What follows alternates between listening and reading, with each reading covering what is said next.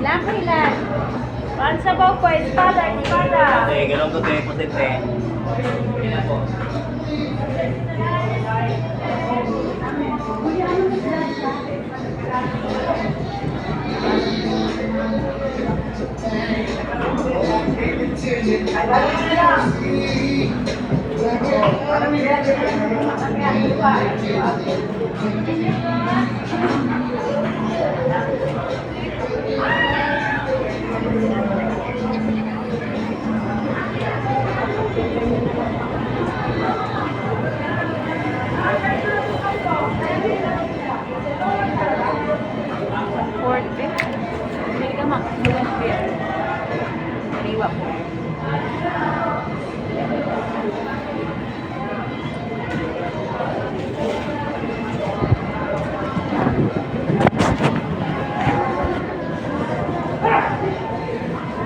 Ilang piraso to, te?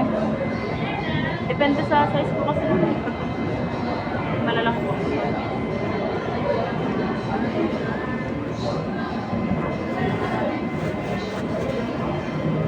Tingin nga, te.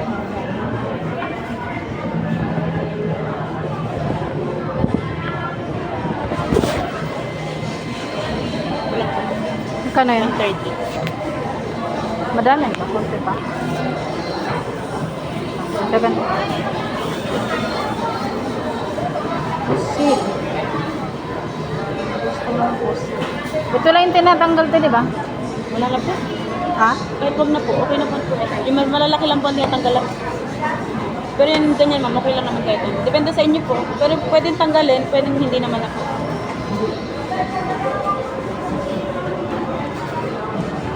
Anong maganda sa hotel? Yan na po. Gulay.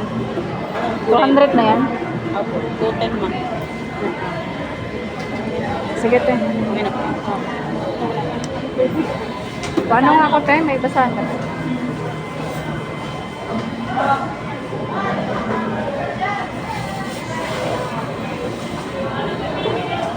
Padoble ako, te.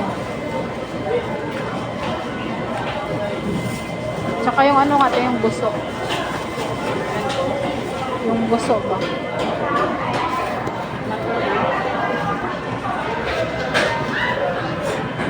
Overbuy, buso, buso.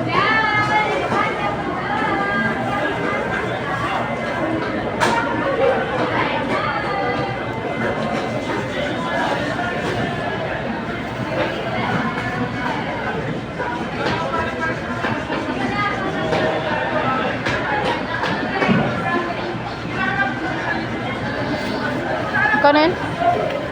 Ano nga po? 200. Ito, 40.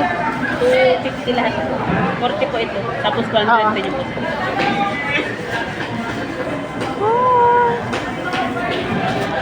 Luluto tayo ng adobo.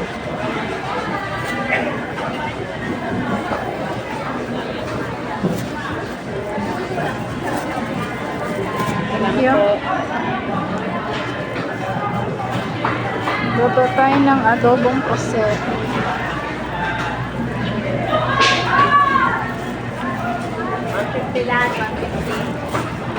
Pansahog na.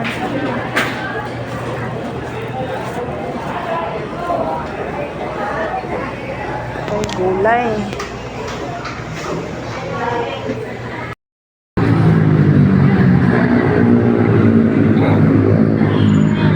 Magkano ba?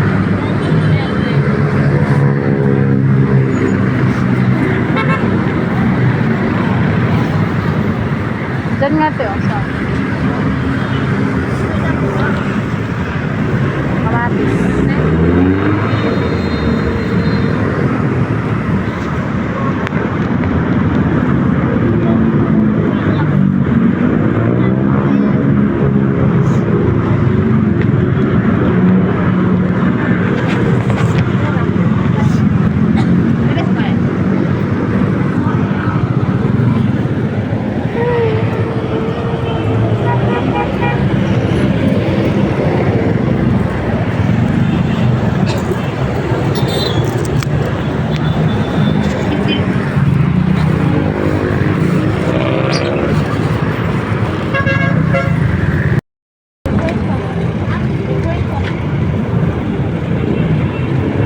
5 piraso lang.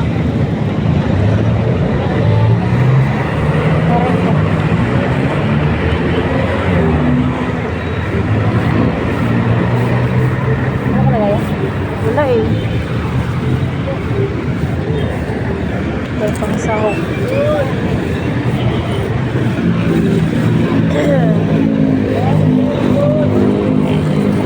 Wala kita na yung gulay. Iya man ari na pumaraman na kaya. Abra sa lang po siya.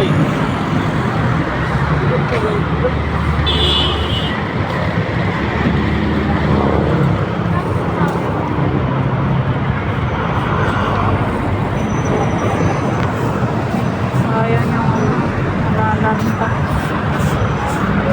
Sayang mo.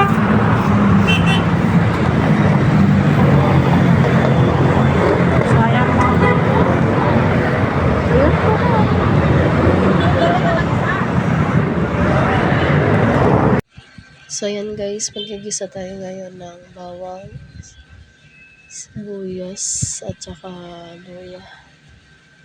Lulutuin natin guys is tubong pusit.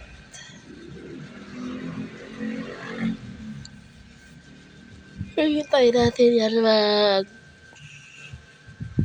pumula o maluto yung pangsahog natin. Yan ang ating panglasa.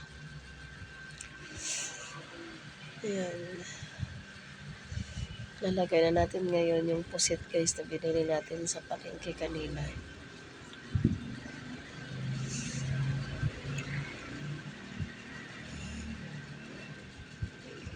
Ayan, halo-haloin lang natin yan hanggang sa maluto.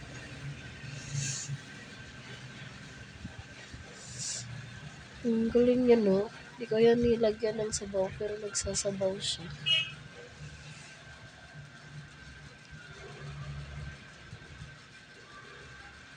Ayan. So guys, first time natin magluto ng adobong pusit. First time ko talaga yan. Kasi karamihan na niluto ko, nakita nyo sa vlog ko, puro isda, tahong, yan, ganyan. Pero ngayon, first time. So yan guys, kumulo na siya, ilalagay na natin yung sitaw. Yan ang sahog natin ngayon. Lagyan natin siya ng gulay para naman mas lumasa pa siya. Yan daw yung magandang isahog dyan, sitaw. Kaya, yan ang binili ko kasi humingi ako ng suggestion sa kasamahan ko. Sabi ko, ano kayo maganda isahog sa pusit. So sabi niya sitaw. Kaya ngayon, lalagyan natin siya ng sitaw.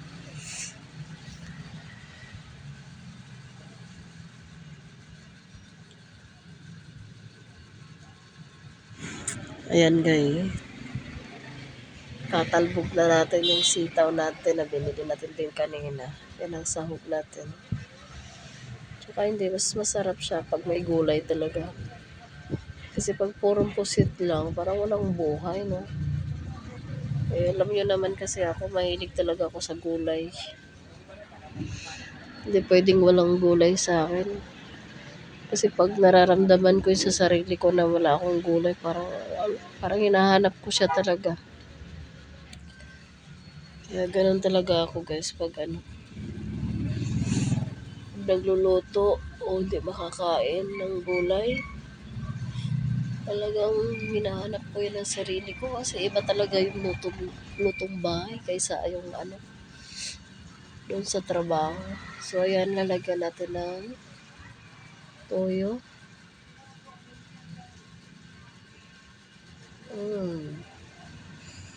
Lalagyan natin siya ng konting toyo. Tapos halo-haloin natin yan. Hanggang sa kumulo yan ulit. Tsaka ang gusto ko niyan guys, half cook lang. Ayoko talaga ng latang-lata. Gusto ko dyan half cook lang na gulay pagkaluto. Ayan, yan ang ating gulay sitaw. At yun ang ating ulam for today. Adobong pusit na may halong sitaw. Napakasarap. So ayan guys, yung finished product natin ngayon. Yan ang ating ulam ngayon. Adobong pusit na may sitaw. Ayan. Sobrang hilig ko sa sili guys. Ayan o. Oh. Diba? Hindi halata no? Hindi halatang mahilig ako sa sili. So ayan lang ang ating ulam ngayon. Adobong pusit.